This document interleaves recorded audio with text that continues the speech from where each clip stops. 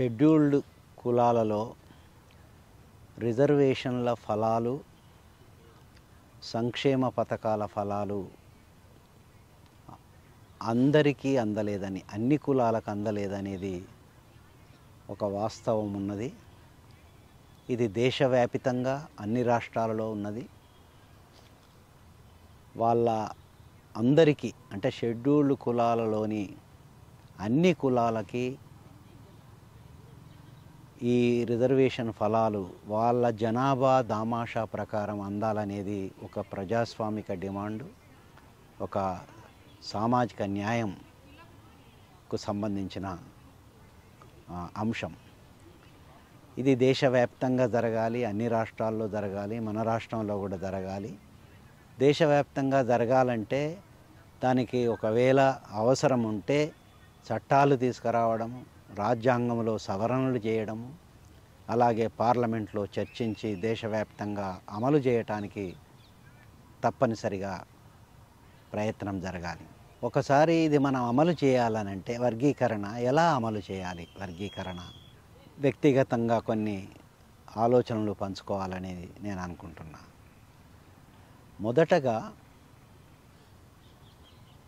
ఏ ఏ కులాలు రిజర్వేషన్ల వలన లబ్ధి పొందాయి అంటే అది విద్యా అవకాశాలు కానీ, ఉద్యోగ అవకాశాలు కానీ, సంక్షేమ పథకాలలో లబ్ధి పొందడం కానీ ఏ ఏ కులాలు పొందాయి, ఏ ఏ కులాలు ఈ రిజర్వేషన్లు దాదాపు పొందలేదు.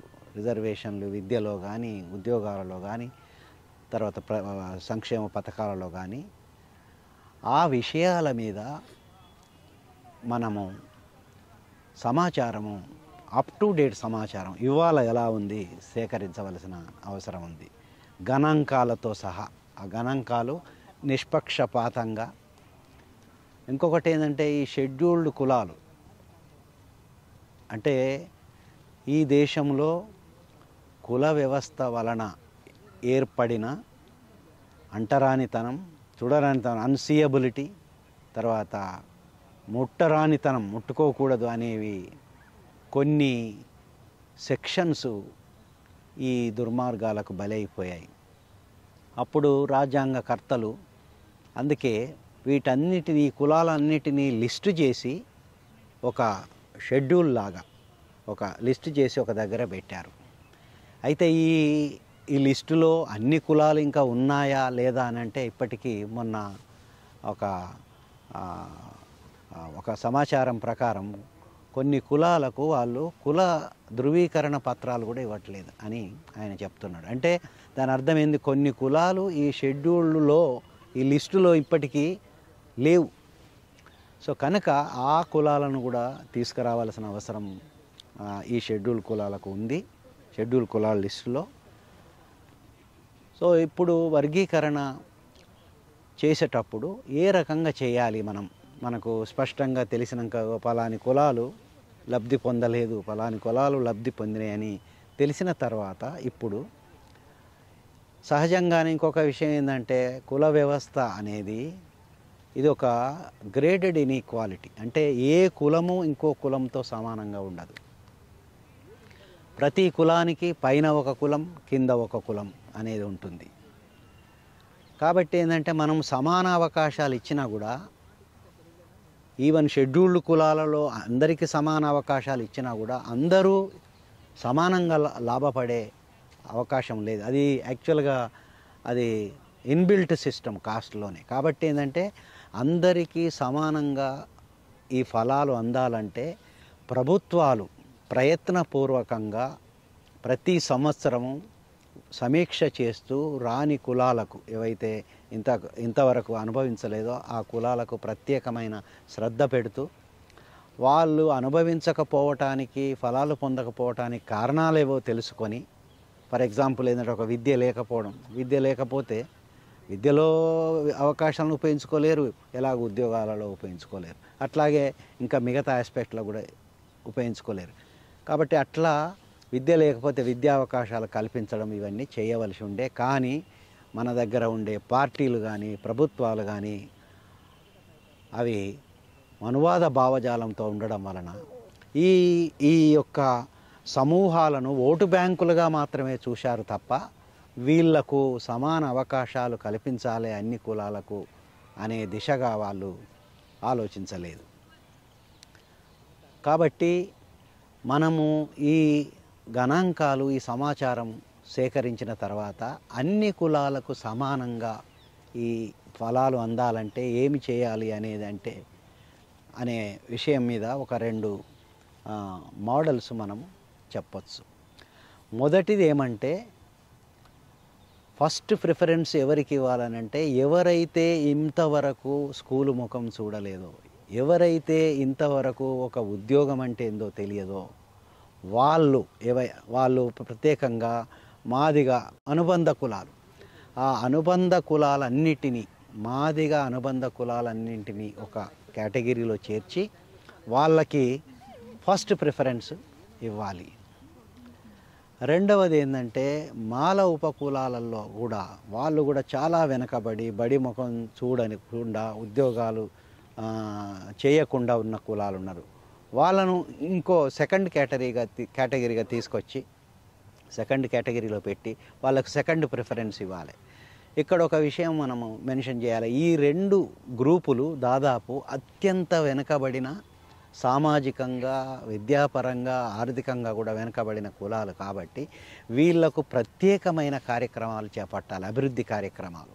వీళ్లకు ప్రత్యేకమైన పాఠశాలలు ఏర్పాటు చేయాలి. యాక్చువల్గా ఇందులో ఉన్న కొన్ని కులాలు వాళ్ళ సంచార కులాలు, ఒక దగ్గర ఉండవు. వాళ్ళ పిల్లలు ఒక దగ్గర లేరు కాబట్టి వాళ్ళకు ఒక దగ్గర మనం ఒక స్కూల్ పెట్టి చేయలేము. అటువంటి వాళ్ళకి ఏంటంటే మనం ఒక రెసిడెన్షియల్ స్కూల్ లాంటిది పెట్టి, అలాగే సెటిల్ అయిన వాళ్ళకు ఒక డే కేర్ స్కూల్లో అంటే బ్రేక్ఫాస్ట్ పెట్టాలి, తర్వాత మధ్యాహ్న భోజనం ఎలాగ ఉంటుంది, తర్వాత సాయంత్రం కూడా స్నాక్స్ లాంటి టిఫిన్ లాంటివి పెట్టి హోంవర్క్ చేయించి ఇంటికి పంపొచ్చు వాళ్ళు సెటిల్ అయిన వాటిని. అది యుద్ధ ప్రాతిపదికన చేయవలసిన అవసరం ఉంది. ఇక 3వ కేటగిరీ మాదిగ సామాజిక వర్గం.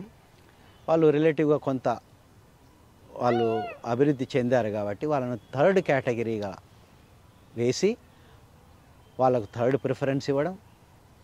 మాలలు ఇంకా కొంత అభివృద్ధి చెందారు కాబట్టి మన లేటెస్ట్ స్టాటిస్టిక్స్ని బట్టి చూసి వాళ్ళని ఒక 4వ కేటగిరీగా చేసి వాళ్ళకి 4th ప్రిఫరెన్స్ ఇవ్వడము. ఇది ఒక మోడల్.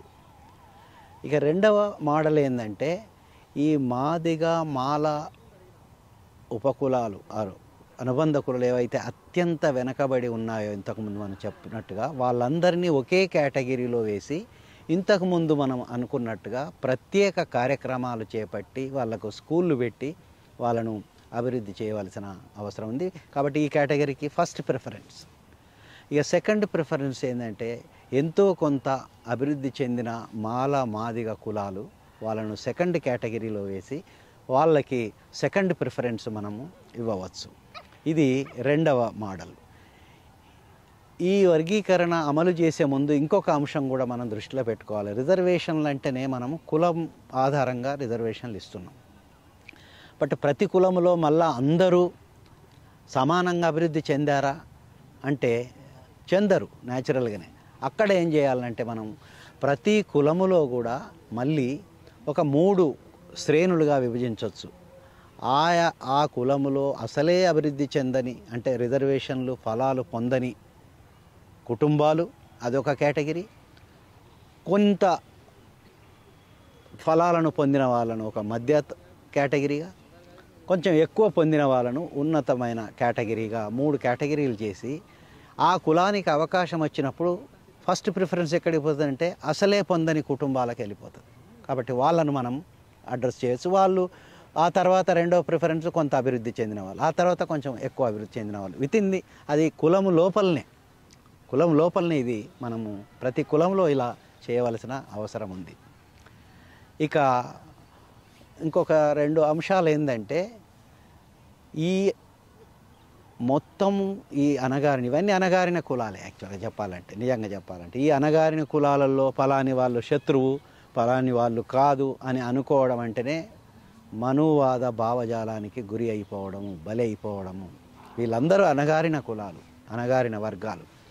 కాబట్టి ఈ అణగారిన వర్గాలకు ప్రత్యేకంగా అసలే అభివృద్ధి చెందని వర్గాలకు, కులాలకు మనము మేలు చేయాలంటే ఈ కులాలన్నీ కలిసి, అలాగే మిగతా కులాలలో ఉన్న ప్రజాస్వామికవాదులను కలుపుకొని